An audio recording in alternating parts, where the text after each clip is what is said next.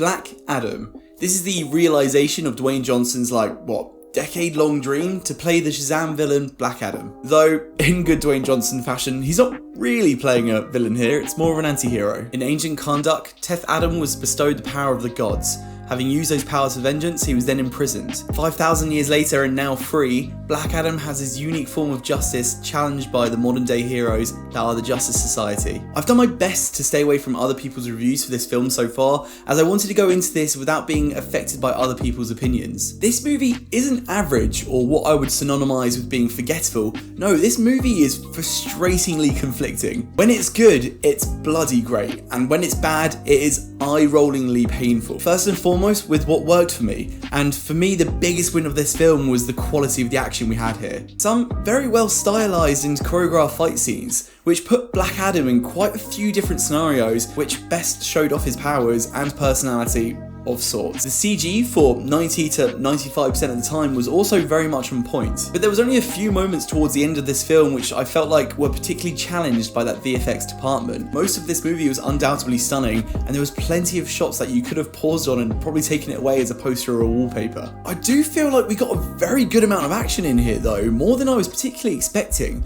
For a $200 million budget, I can actually say I can see where that money went into. And also, the main man himself, Dwayne Johnson, I think pulls off the character pretty well. I think we all know by now that The Rock essentially plays The Rock, and he very rarely shakes up that persona no matter what film he's in. But I do feel like this version of Black Adam was built around The Rock's personality and charisma. So it doesn't feel as much that you're watching Dwayne Johnson pretend to be a superhero here. Dwayne Johnson, I also feel like, was a really good medicine for the current state of DCEU. A lot of the benefits from this film I hear came from heavy influence of Dwayne Johnson. It seems he both understands and is committed to delivering what the fans want, and he's willing to go through Warner Brothers executives to do it. And there's honestly not that many people with such a star power that would be able to pull that off. And also, in fact, the only win wasn't just Dwayne Johnson as Black Adam, but also the Justice Society, which I absolutely loved.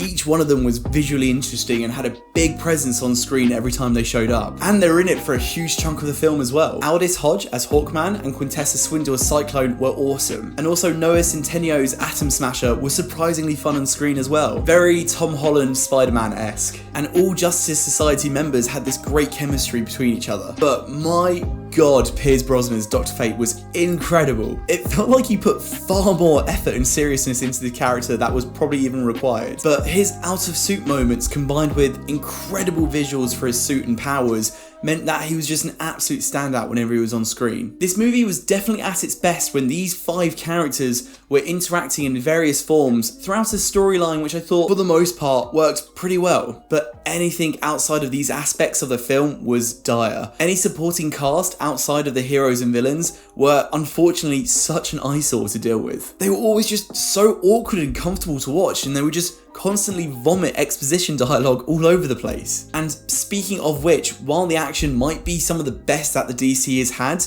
the dialogue is undoubtedly the worst that we've seen in DC films. Christ, the dialogue was just so bad.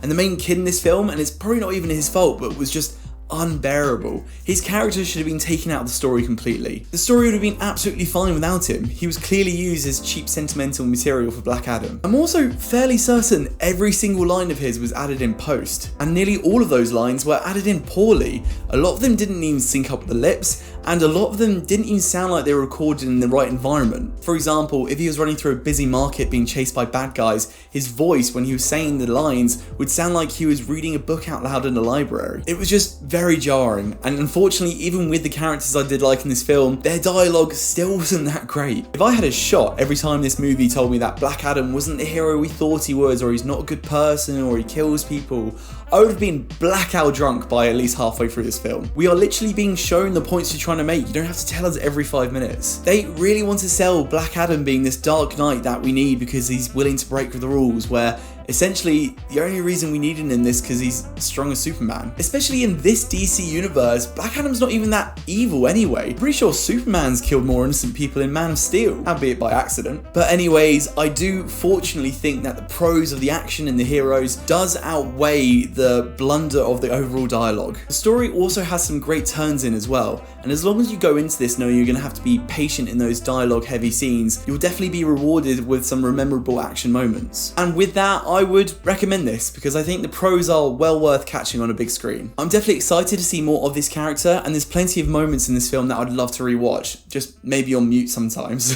Hopefully with this, the DCEU starts to get back on track until something like The Flash probably fucks it up all over again. But yeah, Black Adam. Are you gonna go see this one in cinemas? Have you already, as it came out this weekend? If you have, I'd love to hear your thoughts down in the comments below. If you found this review helpful, please feel free to leave a like and subscribe, it always helps. And as always, stay tuned for more reviews on movies, anime and video games. Until next time guys, take care. Bye bye.